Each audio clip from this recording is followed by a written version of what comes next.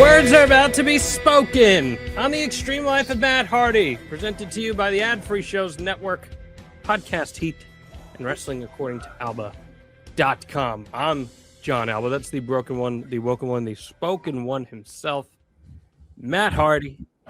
And we are coming at you with the first episode of year 5 of the Extreme Life of Matt Hardy. What's going on, man? How are you? I'm doing well, man. Just got back home a couple hours ago from Dallas, Texas. Was doing some media for the big shows coming up. Obviously, next week it is TNA's debut on AMC on Thursday, January 15th. It's going to be live, L-I-V-E, live. And then on Saturday, we will have TNA Genesis, and it is going to be a pay-per-view premium live event. It is going to be a badass good show. Yes, and we are going to talk all about TNA on this episode of the Extreme Life because some comments that we made last week did quite the rounds this week, and I want to open the box a little more and talk about what is to come in 2026 for TNA Wrestling and the expansion that the company is looking to do as part of its new media rights deal that it acquired with the AMC networks, as you mentioned before. We'll look ahead at what is to come with everything. And yes, we got a 2026 cameo right there from the King himself. King Maxwell. Thank you, Maxwell. We close the door back. Thank you. We're already off and running. But yes, we got a bunch of people watching live via WrestlingAccordingToAlba.com. One of the perks you get with WrestlingAccordingToAlba.com, you get the Extreme Life of Matt Hardy live. We got Coach Rosie, of course. We got Josh Henning. We got Adam O'Neill tuning in from all the way overseas right now. It's very, very late at night for him, and he's joining us live. All right. So thanks for joining us, Adam. We appreciate that. And yes, Matt, as we tape this today, January 7th, if I'm not mistaken, I think that's what today's date is as we tape it. Yes. We are celebrating 4 years, our 4th birthday, as we go into year 5 of the Extreme Life of Matt Hardy. And I can't believe it, man. More than 200 episodes. And we're rocking and rolling as good as ever. And it's been really cool to see some of the things that some people have had to say today. I know I'm appreciative, and I'm sure you are too. Absolutely, man. Very grateful for the following we have, the following we've built. You know, there are so many diehardies that make sure to tune in every single Friday, and I love to hear it. I love to see it. And thank you guys, especially for all the feedback. I love the interaction between us and the listeners of the Extreme Life of Matt Hardy. I love it when we throw some ideas and you guys bounce your ideas off of those, and we talk about it, and we have a very nice discourse. That's one thing I really appreciate about our podcast. I feel like there's a lot of civility here. It's all civility, man. That's how we got to do things. We got to set the example for everyone to follow because, yeah, you'll get your hot takes. Who doesn't like a good hot take every now and then? But we try to come at things in good faith here when all is said and done. That's very important to me, at least, and I'm sure it is to you, to do things out of good faith, even though the internet might disagree on certain things because, boy, the top grifter was at it this week, wasn't he? Yeah, hell of a week, no doubt about it. Big Money Matt, the top grifter. One thing I can definitely confirm is the sickos, they love me. You know what I mean? Those diehard fans, man. You give a bold prediction, man, and they're all up in arms. You know, it is what it is. Their responses are quite entertaining, though. I can't tell you that. Well, we are going to dive into that whole conversation a little more because I do want to get into it. I think we can talk a little bit more about the trajectory of TNA and how it may or may not compare to WWE and AEW and where it falls in that line in 2026. Our girl Katie here, happy 4 years. Appreciate that. Rosie saying that the podcast has given him content, friendships, opportunities, life wisdom. Man, the tome of knowledge that is Matt Hardy. That's another gimmick for you right there. Thank you, Katie, and thank you, Josh. Appreciate all you guys as always. So let's talk about some things happening around wrestling before we get into the main topic at hand. Before I get into some of the NXT movement, because that's a pretty big story this week, Your boy, Matt Cardona, previous guest here on the Extreme Life of Matt Hardy, made his WWE return. Initially, it was Zack Ryder, and then all of a sudden turned around, showed the world that Matt Cardona had arrived. This is a pretty big deal, in my opinion. I can get into it in a couple minutes, but I want to hear your thoughts to Matt Cardona returning to WWE. I was very excited for him, because I know he busted his ass. He reinvented himself. He, did the Matt Hardy / Cody Rhodes / go out on the indies and reinvent yourself, get yourself hot, get yourself over. And he'd been doing that for a while. He'd really been busting his ass, and he really turned himself into a brand where he was truly the Matt Cardona brand. And just everything he did, just stepping out of his comfort zone, doing the GCW stuff, some of the deathmatch stuff, that's kind of what got him over, kind of thinking and working outside the box.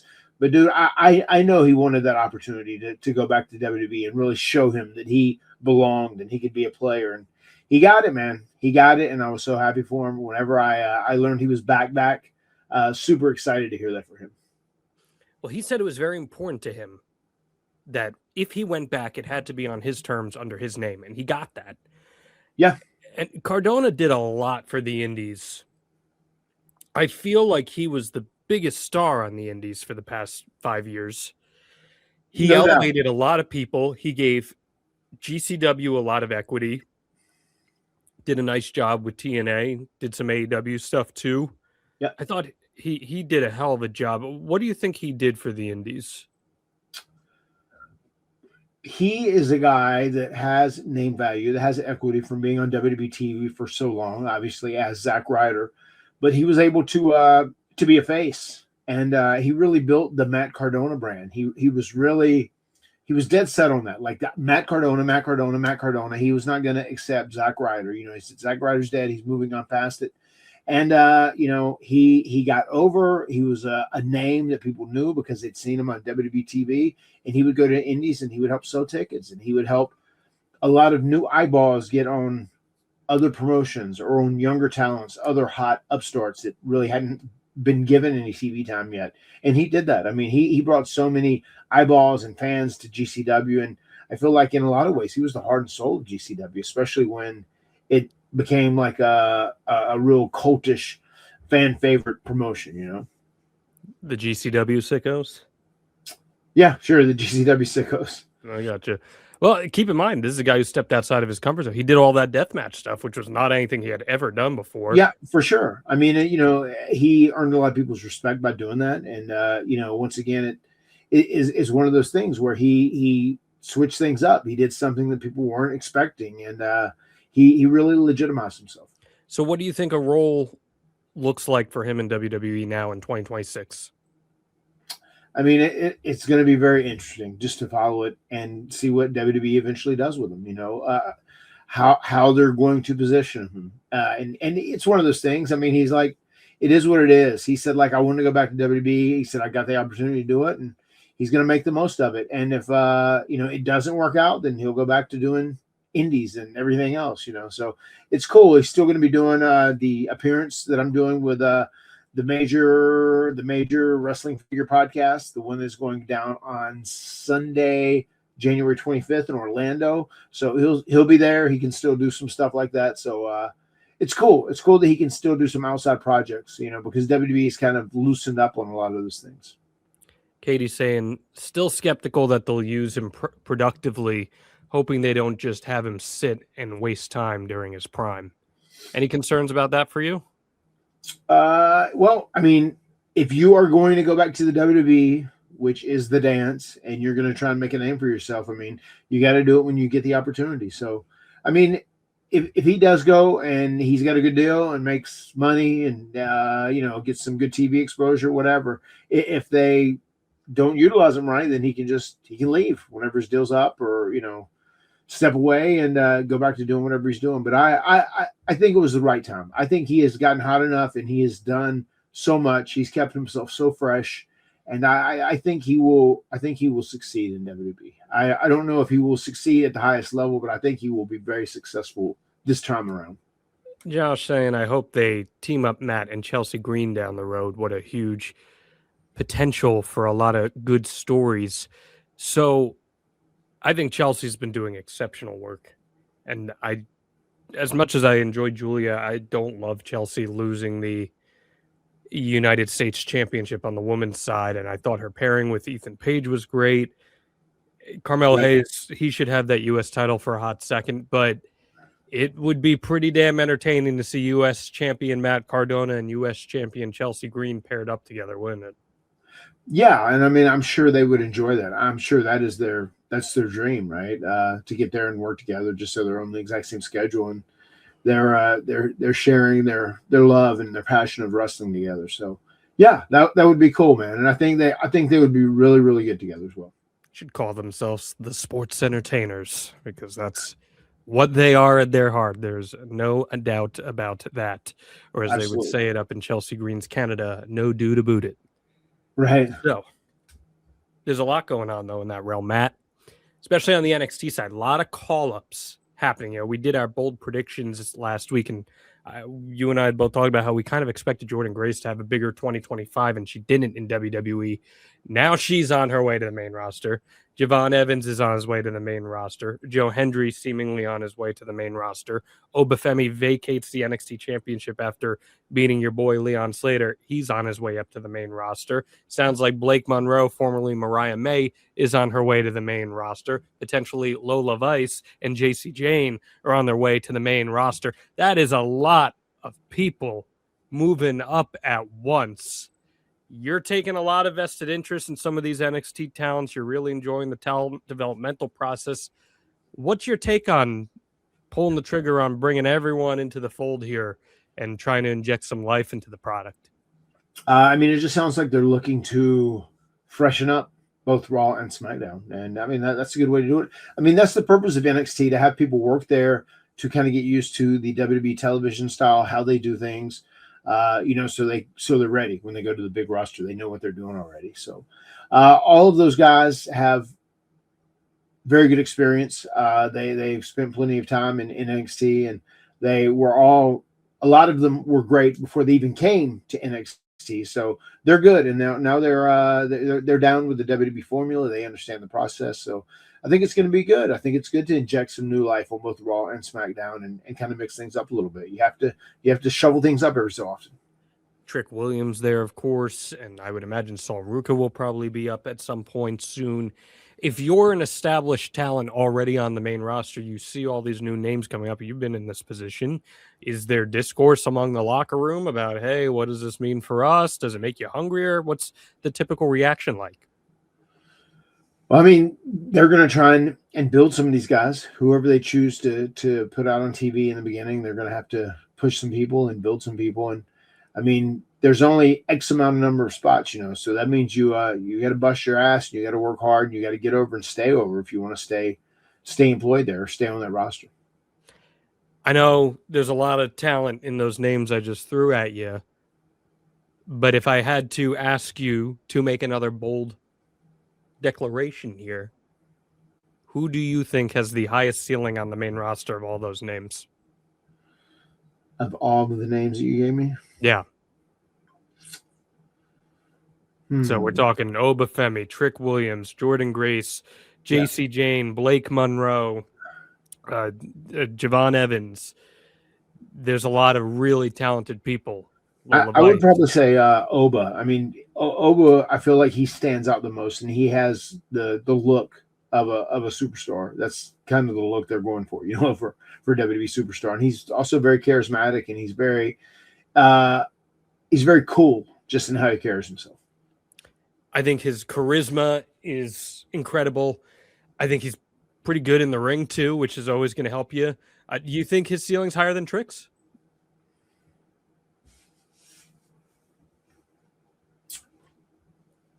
Yeah, I would think Oba's ceiling is higher than Trick's right now.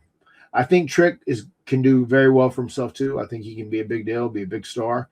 But I think Oba stands out of that pack, everyone that we named. Just because of sheer size and what he's able to do with it? Yeah, just size, his mind, his charisma, good attitude. Yeah. And that's not a slight on Trick per se, but you just not at all. Yeah, I know you're high on Trick. I know you think Trick has a lot going for him, as do I. And I hope Trick is used in the right way because I think he could be a big time player. Talk about oozing charisma. Trick Williams very much does just And that.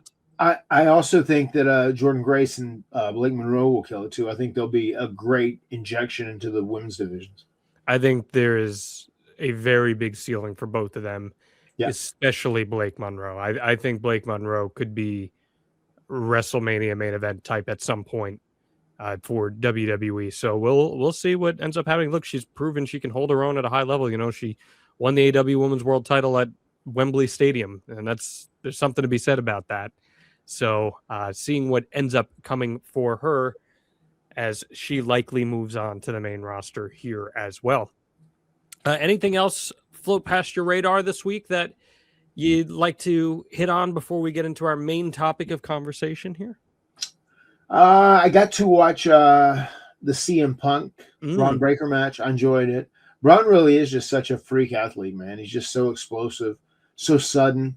I love the way he works, and I feel very good about my bold prediction of him being a champion. It may not have been actually that bold when it was all said and done. I knew it was one of my least bold predictions, but I do see him eventually becoming the world champion at some point in time. So this was a pretty divisive match on social media. It was everything's divisive on social media. So I could see why this would be a divisive match. Because if you really watched it, right, it was a very clunky match. But in some ways, clunkiness can add realism, right? And it was very physical as a result of it. One of my favorite parts of that match, Matt, was when Punk is starting to get desperate at the end, and he cinches in that STF, and God, did he like rip it back? And it looked so physical and stiff. And I was like, I can't remember the last time I saw an STF put on with that ferocity. And when it's Braun Breaker, it kind of makes sense. You have to do something like that. So that I can understand why it was divisive in that regard. But you dug it. I mean, what do you think about like the idea of the realism and clunkiness and the physicality of a match like that? I mean, I would rather have that realism and clunkiness. Not perfect than like overly choreographed stuff, you know, that is just obviously choreographed spots that people are doing together, and it's very obvious they're doing it together. Like I get that there's people that like that and enjoy that, but I would rather see stuff that looks more realistic, and it can be a little clunky, not super smooth. I would rather see that than something that is like overproduced or over choreographed. They did some really, really good near falls towards the end of the match too that I liked quite a bit. And yeah, it's probably the big dive from Braun where he knocked him off the table was awesome. That was vicious.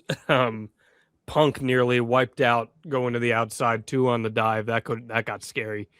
But they had some good stuff leading into the finish, and I did end up liking the match. I was like something. It feels like they're almost feeling each other out throughout the match and getting a vibe for each other, because that was probably a pretty big test for Braun Breaker. Put in a position like that in the main event of Raw, it's the biggest match of your life. Man, that ain't easy to go out there, especially on such a huge show. It was a heavily promoted show. To go out there and have to do that kind of match, it takes a lot of guts. It takes a lot of pressure to overcome. But in Matt Hardy's opinion, he passed with flying colors. Yeah, no, I thought he did well. I mean, I saw some of the division when you're talking about it being divisive. I saw some of the division where people said, "Oh, Braun should have won. Braun should have won." You know, that like they should have went ahead and pulled the trigger, and Braun should have won. Like, I mean, I didn't expect him to win. Then I guess I wouldn't have ruled it out, but you know, I thought it was going to go as it did go. But I think he has big things ahead of him, man, no doubt. Yeah. The only question is, what's Punk's direction come WrestleMania? You know, because I think a lot of people were expecting it to potentially be Braun Breaker now. And you could still get back to Braun Breaker. He could win the Elimination Chamber or the Royal Rumble and challenge Punk again. But I don't know if you want to do that match 2-3 months right after you do a pretty decisive clean finish on Raw. I don't know. Or maybe this was a litmus test and they said, hey, you passed. Now you get your WrestleMania match. How do you feel about that? I don't know. I don't know if I see him. I don't know if I see Braun and Punk at Mania. I honestly like a little ways down the road too. I would love to see a CM Punk heel turn at some point. Yeah, yeah. At Because he some is so point, good as a heel. I don't know. I don't know how soon that's going to happen, but at some point, I wouldn't do that heading into WrestleMania because he's still one of their top baby faces right for now. sure, He is, especially with 100%. Cena off the road. I don't think it would be a good time right now.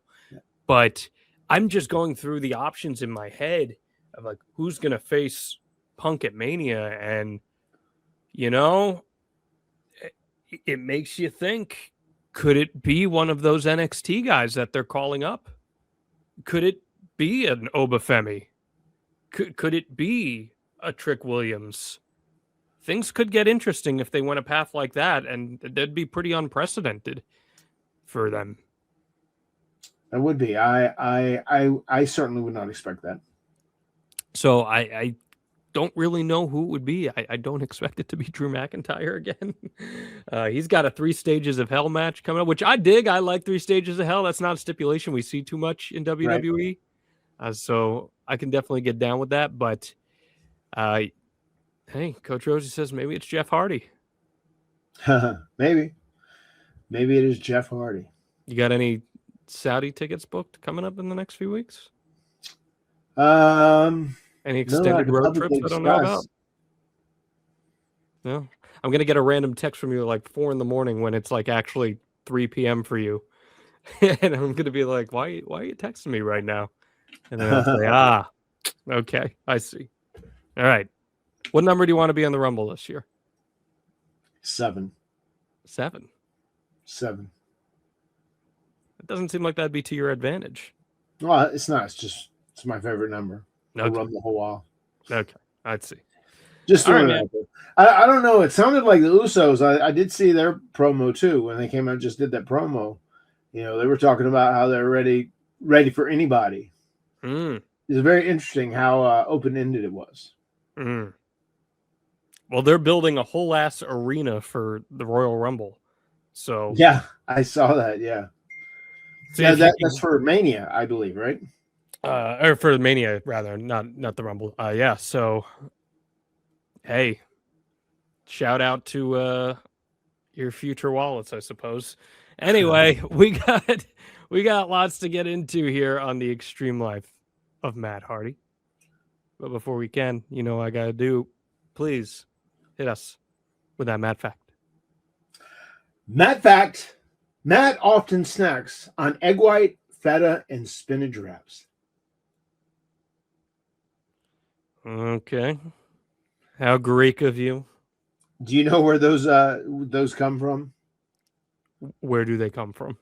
It's a Starbucks menu item. And whenever we're doing media, I just thought about it so much. When we were with Joe Henry, like Ross will say, "Oh, you guys need coffee? You want to go through Starbucks? You want to do this?" They have an egg white, feta, and spinach wrap, and it's pretty good, low in calories. And I end up eating those sons of bitches all day long whenever we're doing media with Ross. Yeah, I ain't touching those egg whites, man, but power to you. I know Starbucks has sous vide egg bites, and the thought of that makes my skin crawl. Ugh. It's just the one food, man. I can't do it. All these years later, it's just not for me. But hey, power to you. Where did that stem from? You've never liked it? My entire life. Can never do it.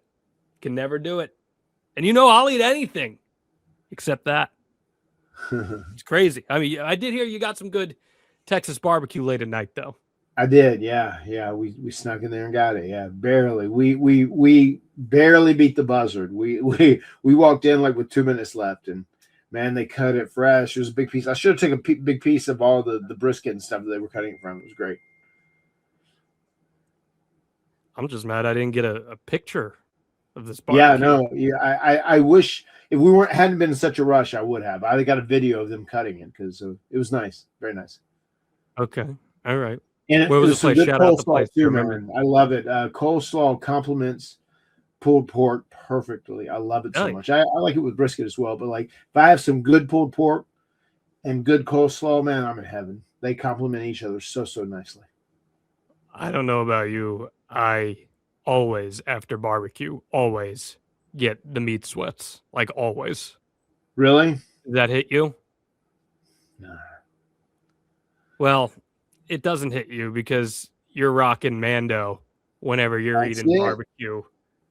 Because no matter how meaty your sweats may be, you won't be seeing a lot of sweats when you're rocking Mando. Mando is a whole body deodorant that's safe to use anywhere on your body. Pits, balls, thigh folds, belly buttons, cracks, feet, wherever you want it, you got it. Mando is created by a doctor who saw firsthand how normal body odor is being misdiagnosed and mistreated. And this is clinically proven to block odor all day and control odor for up to 72 hours. And you got options to pick from. The solid deodorant stick that's formulated and powered by mandelic acid to stop odor before it starts, or the spray deodorant, which is aluminum-free and ideal for hard-to-reach places. All their products are baking soda-free and paraben-free. You can choose from different sets like Bourbon Leather, Clover Woods, Mount Fuji, or even Pro Sport. And Matt, this is the best part, and you know this is. Mando is clinically proven to control odor better than a shower with soap alone. 12 hours after a shower, the average man's grundle odor level was a 5 out of 10. How much was the average after Mando? I can tell you how much it was. It was 10 out of 10. Well, 0 out of 10. You don't want any grundle odor, but we want you to try America's #1 whole body deodorant formula right now. You can find them in Walmart. You can find them in Target. You can find them across other realtors across the country. But for the best deals, you go to shopmando.com. Some men mask their BO with scents. Mando men just get the job done right, even if they're sweating while they're eating meat. Or like Big E would say, meaty men slapping meat. Oh my God, slapping meat, no doubt about it. You're not breaking a sweat while you're slapping meat, isn't that true? Yeah, not at all, man. Not with all this cardio and these cold plunges I do. I keep my body temperature down, but Mando still, I keep it on, man. You never know. Sometimes when I hit those 45, 50-minute cardio sessions, I need all the Mando I can get. I believe it. So I'll tell you this, don't mask it. Mando it. Available in retailers near you, or just head to shopmando.com because for a limited time, new customers get 20% off site-wide with our exclusive code. Use code MattHardy at shopmando.com for 20% off site-wide, plus free shipping. That's shopmando.com. Please support our show. Tell them we sent you. Mando's got you covered with deodorant plus sweat control. Say bye-bye to sweat stains in 2026 and hello to a lasting freshness. And John, that grundle will be a 0 out of 10. Yeah, I didn't hear you there as I was checking something. But Mando is a 10 out of 10 product. That's for sure. That's what I was trying to get at. That's for damn sure. No questions asked about that. Okay, man. So last week on our bold predictions episode, emphasizing again, these were bold predictions, not just random hot takes. You said that you believed that TNA would surpass AEW in fan perception in 2026. I didn't say surpass. I said I think they will challenge. I think they will challenge from a fan perception as possibly being the #2 company. Okay. Well, I didn't say surpass. I know I didn't say that. Feel free to elaborate if you'd like to. What are the barometers for this? Because this is all arbitrary, right? So what's the barometer for that? The barometer for that is that if we're doing good numbers on AMC, once again, we're actually on a channel that people have access to. And AMC, they've been promoting and pushing it very hard. If you have a basic cable package, you have AMC. AMC is in every hotel.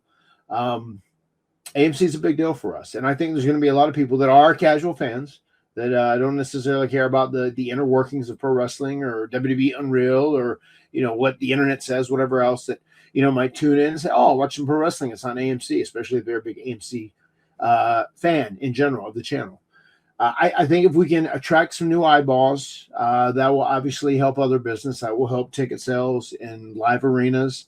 Depending on how the numbers look from live episodes and taped episodes, we'll kind of make a determination a few months in about, are we going to start doing more lives, or are we going to do maybe more lives and less tapes, or do we need to do more tape?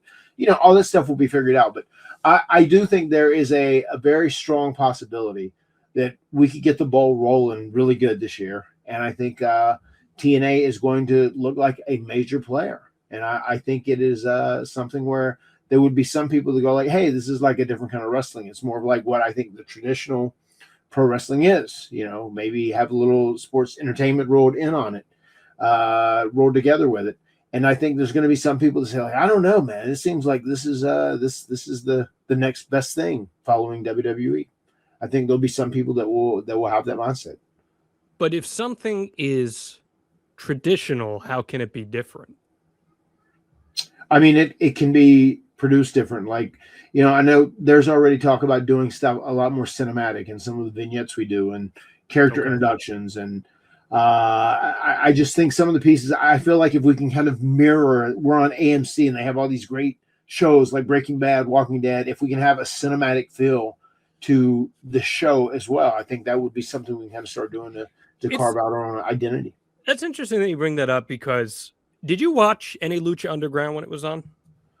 I did watch some of Lucha Underground. Yeah, I dug Lucha Underground. What did you think of the presentation of Lucha Underground? Not the matches themselves, but like how it was shot, how the stories were told. I enjoyed it. I like Lucha Underground. I thought it was a very good product that really kind of carved its own niche and had its own identity.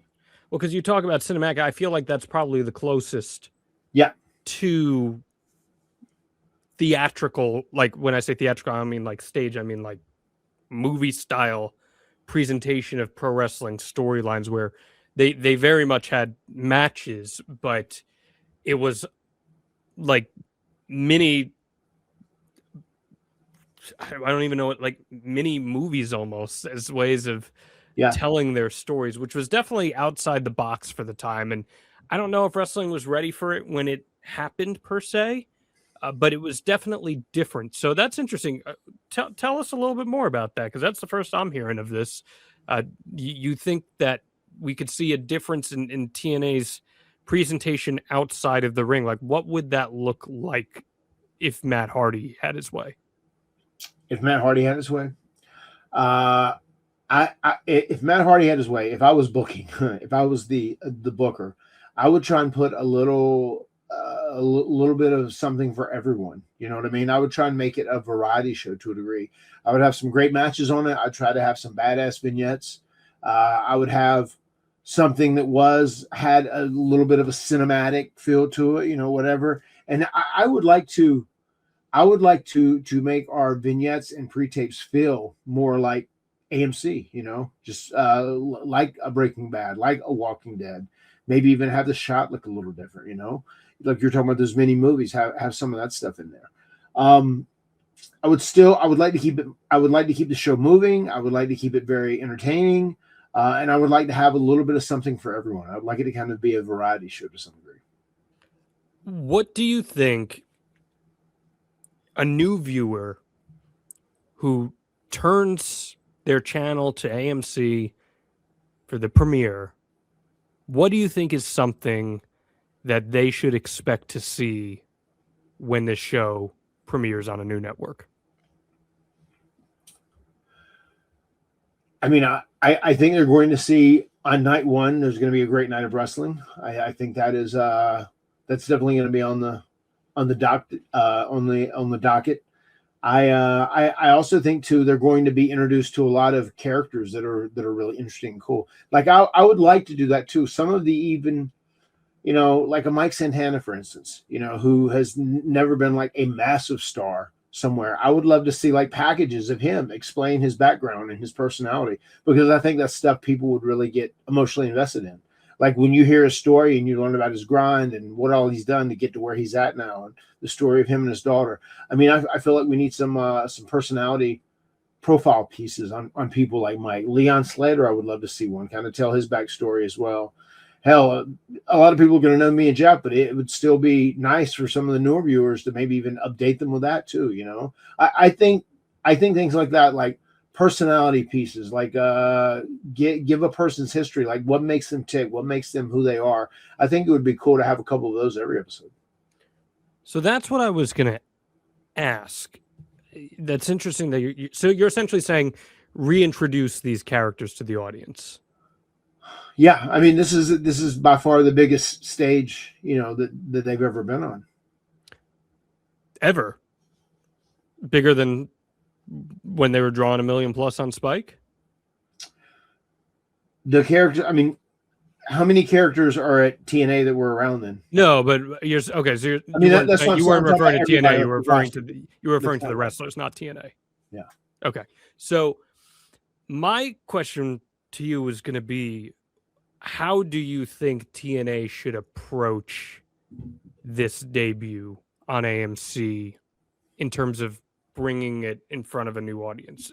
Should the expectation be these fans have never seen this show? Should the expectation be they've seen a little bit of it on WWE? Should the expectation be they have been watching it on Axis? I'd really like your perspective as a talent there. I feel like you gotta have packages. You gotta catch people up on the stories, what's going on, especially like looking at the world title scene. You've got to explain how Santana got screwed over, got jumped by these NXT guys, and then Frank Kazarian came out and cashed in, kind of stole the title. You know, let those stories be told. It'll make sure people know that. Kind of go into it that they might know a little bit, but also consider there's going to be people that are watching it for the first time ever. You know, I think you kind of have to have those packages to show this is what is happening at the story to this point.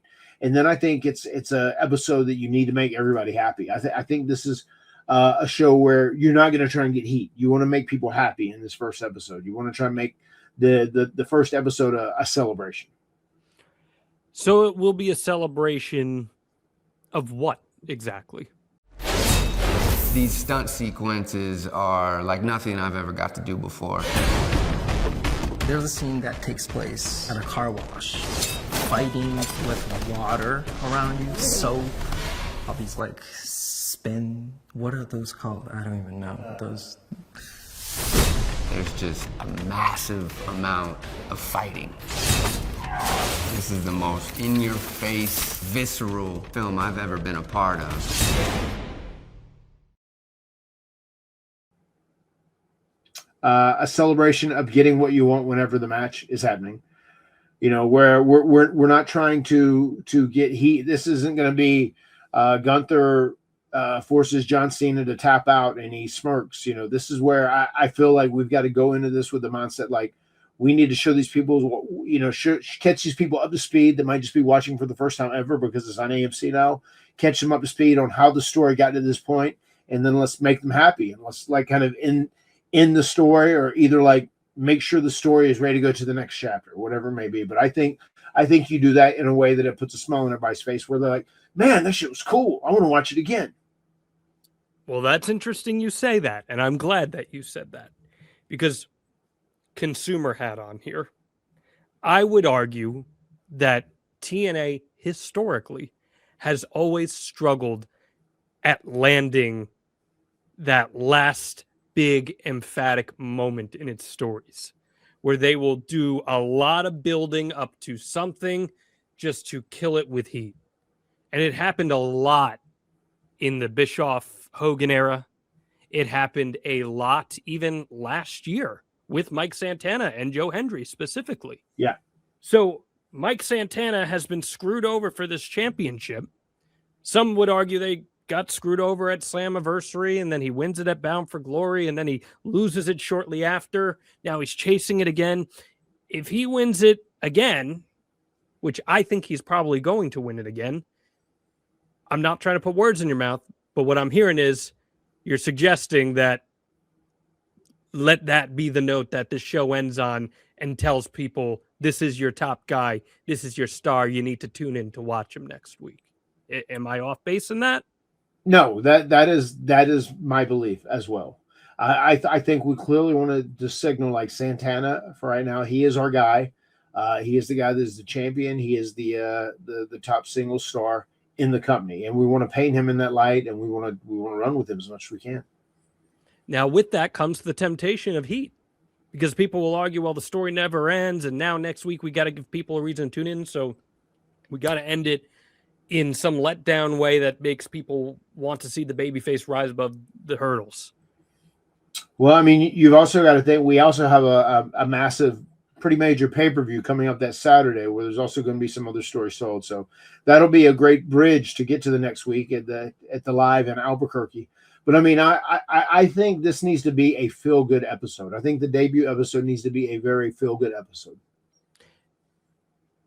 I think they should approach it as a series premiere, more or less. Assume that your audience knows very little and give them every foundational element that they might need to care about these characters and invest in their matches.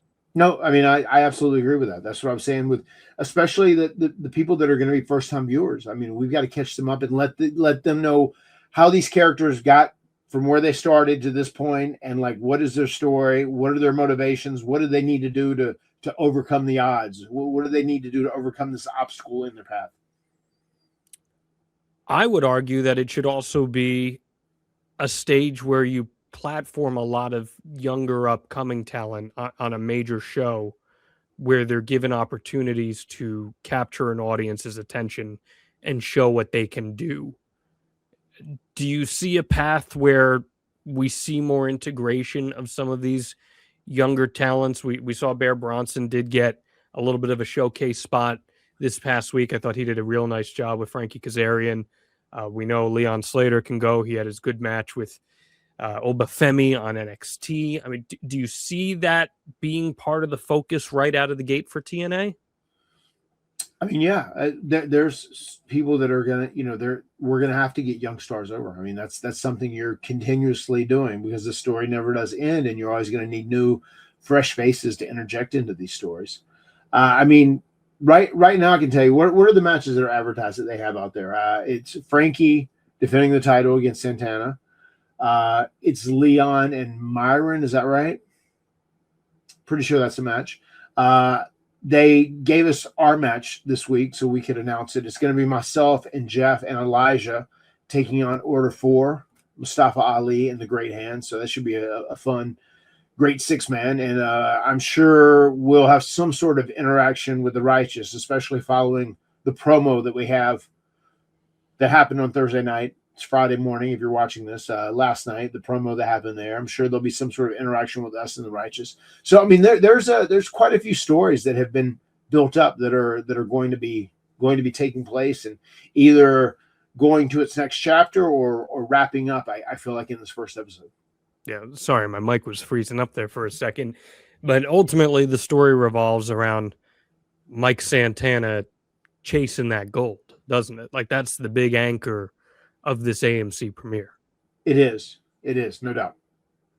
So if Mike Santana's chasing the gold, I got a feeling I know how he can aid his quest, perhaps his own expedition, with a little bit of Blue Chew Gold.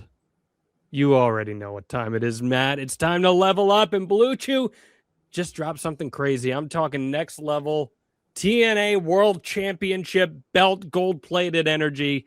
Blue Chew Gold is the newest innovation from the #1 chewable ED brand. This ain't your grandpa's little blue pill. This is the 4-in-1 beast that's setting the gold standard for performance.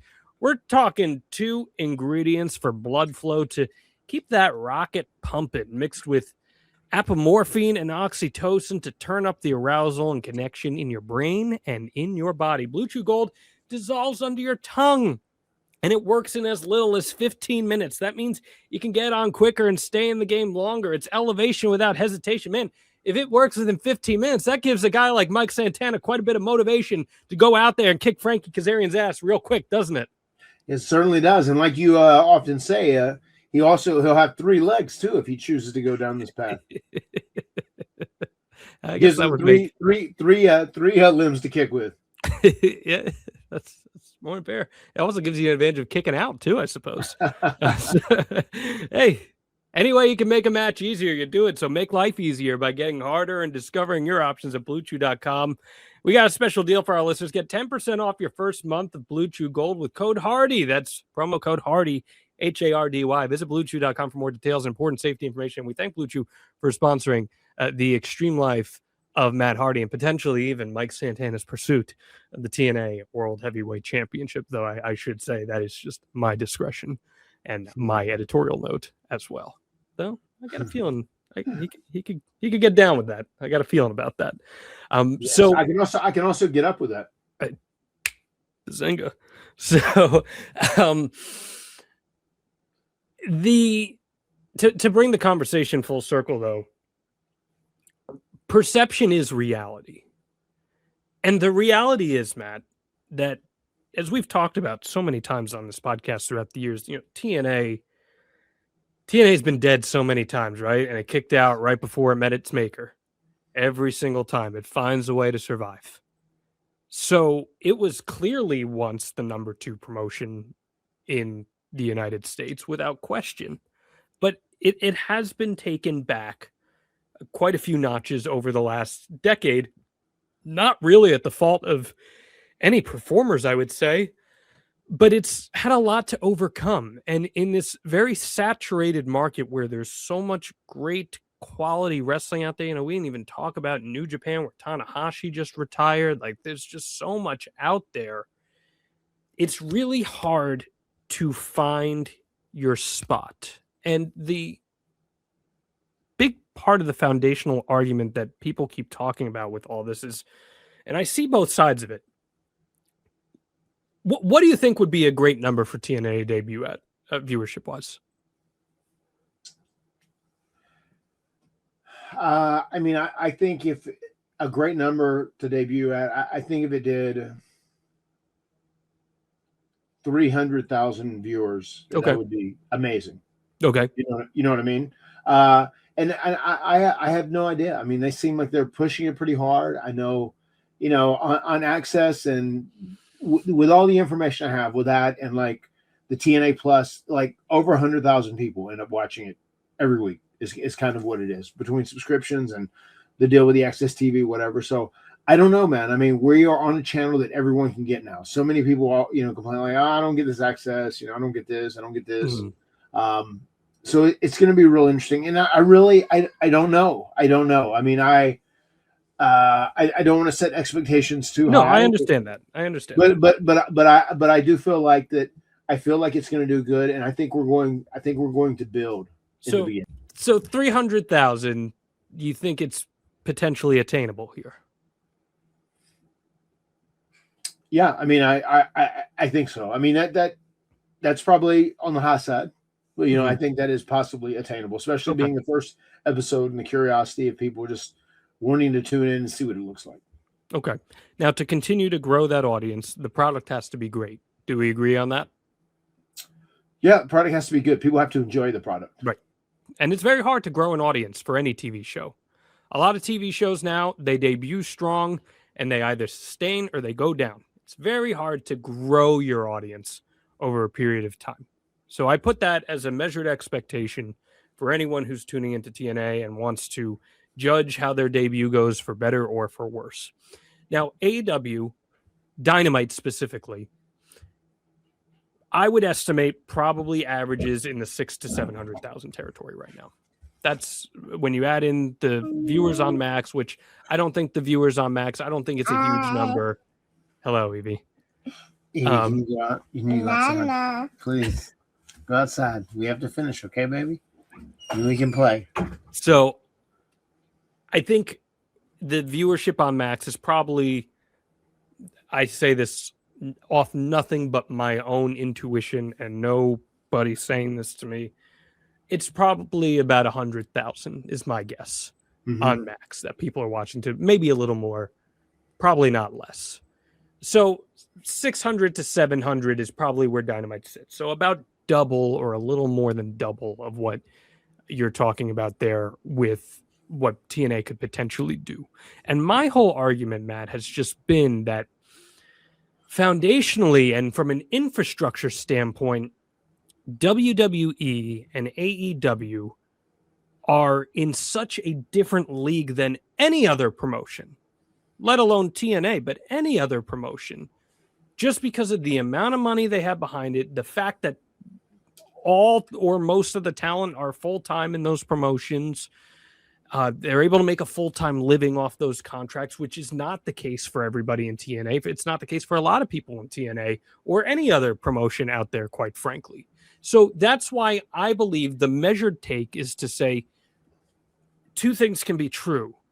TNA can have really high hopes for growth in 2026, and it can expand its live events, it can expand its viewership, but it also is just not going to come in the same realm. Even if viewership is somewhere in the same vicinity, it's not going to be in the same realm as a WWE or an AEW for those reasons. Well, I do think some of that too is going to be in the eyes of the beholder, you know, when it comes to wrestling fans. I think there are some people that just enjoy a WWE style more than an AEW style. You know what I mean? So I just think if TNA can do something that is unique and is more of a throwback to, like, you know, we kind of have our own niche. We carve out a few things that are very unique to our identity, but, you know, we do like traditional pro wrestling by trying to tell good stories, having compelling characters and whatever else, good storylines. I think there's going to be some people that would say, like, wow, this is really good. I want to watch this more often. I mean, I do think we could grow in the beginning, though, from that. I mean, the first episode, people tuning in, it hopefully that's a great, if we did 300,000, that'd be great. I'm sure people would be ecstatic. But I do think we could grow too, especially if it is a good product and it's consistently a good product. You know, as far as you're talking about the infrastructure, everything else, like, that's something that we're going to be able to live with, and I think we can grow some of that. It's been growing. It grew a lot this last year, but I don't think that's going to be like a make or break thing when it comes to fan perception. Like, if the product is good and it's like traditional pro wrestling, and they're more a fan of traditional pro wrestling, I think we have a great opportunity there to capture some viewers and hold them and turn them into TNA fans. Yeah, I still get a little hung up, though, on just the idea of traditional pro wrestling. Like, I still I don't understand what does traditional pro wrestling mean? You know, stories where there are conflicts and there are storylines that make these things happen. And then, you know, you have matches, and the whole match is mainly about telling the story of the bigger storyline that's happening, as opposed to having this phenomenal match that people are going to rant and rave about that could be overly choreographed, you know? I think that is what traditional pro wrestling is. Yeah. Lots of headlocks there. Fight, struggle for the ropes, bang the mat. Get the crowd going, reach out to the hard cam, get the audience. I don't know, man. Look, you know what my take here is going to be on this. I just feel like I think every single promotion out there does traditional pro wrestling. I think AEW does. I think New Japan does. I think MLW does. I think WWE does. I think TNA does. Traditional pro wrestling is the foundation of every single wrestling match that you see. You can't have a wrestling match without those elements that you just described. I don't think any single promotion out there, if you're actually watching these shows, I don't think any single promotion out there is going out there and just having matches that have no stake and no consequence to any of the greater stories that are happening. Like, I can't think of one promotion where that is happening. So are there matches that happen where they are done just to enhance a single performer's value and give them a win on TV? Yeah, of course there are, but that happens in every single wrestling company. So sure, and those matches are needed. They're necessities Yeah. at times too. like, could you argue John Moxley versus Shelton Benjamin, which is going down as we tape this right now? Does it tell this gigantic long form story about John Moxley and Shelton Benjamin? Probably not, but it's telling a bigger story about John Moxley's character evolution and what Shelton Benjamin is going to be doing without Bobby Lashley.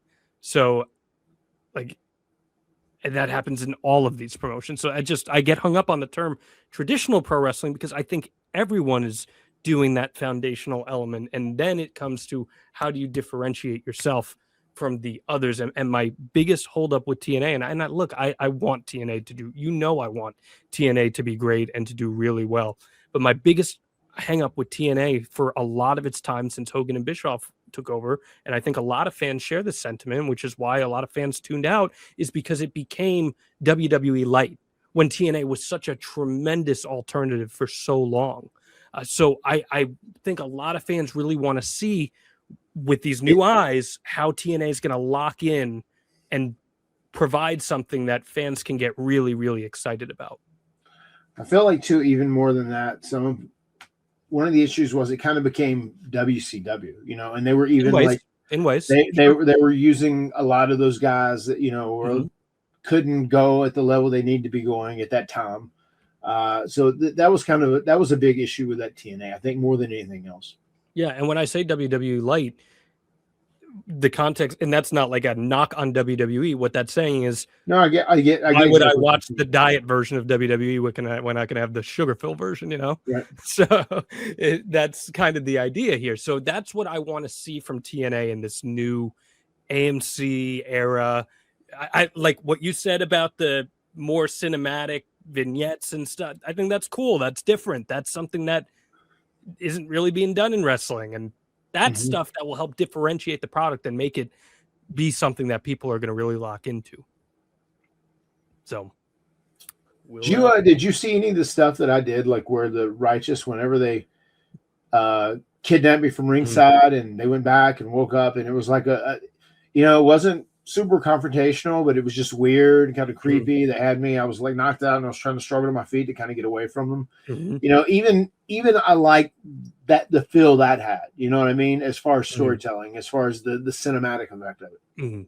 Yeah, and look, that's not going to be for everyone, but like you said, Will Ospreay versus Ricochet is not going to be for everyone either. Sure. And that's just the nature of the beast, right? So yes, it is. Yeah, and look, I think you and the Righteous, you guys are going to put on a cool match, and you've got a nice little program that you're building there. So I'm into that. That's a fresh match that we haven't seen too much of in the past. So I dig that. And yeah, man, I would love for people to tune into this AMC show and be like, wow, that was pretty different. That was pretty cool. I want to tune in to see what happens next week to these characters. Right. And so, believe me, I want, genuinely from the bottom of my heart, I want to see TNA succeed, because that's good for everyone. That's good for the business. That's good for you guys. It's good for the talent. It's good for everything. The more wrestling promotions that are healthy and thriving, the better off pro wrestling is. The better off the industry is. I don't know. Even with that comment where I'd said that, like it was a bold prediction last week. They're like, "Oh, why is he doing this? And he's just trying to trash AEW." Like, I'm never trashing AEW. I mean, there might be something that I would see that I'd be critical of or whatever, but like, I mean, I want AEW to do good. I like the more places that do good and are successful, the better off the industry is. Yeah, and that's from a talent perspective, that is especially critical too. So, yeah, look, man, here we are. This is it. It's Chris Jericho showing up on this AMC premiere. I don't know. So that was your bold prediction. You had Chris showing up in TNA this year. Could it happen? Yeah, it's interesting too, right? That he's still on the AEW roster page right now. Still is. It is interesting. Yeah, it is interesting. Perhaps his contract didn't expire, as some of the reports said, at midnight on December 31st. I don't know. We'll see. Like I said, I've spoken to a lot of higher ups in AEW who are convinced he is gone. So I don't know. But now everyone out there thinks they can be a reporter too. I don't know if you've seen this. So.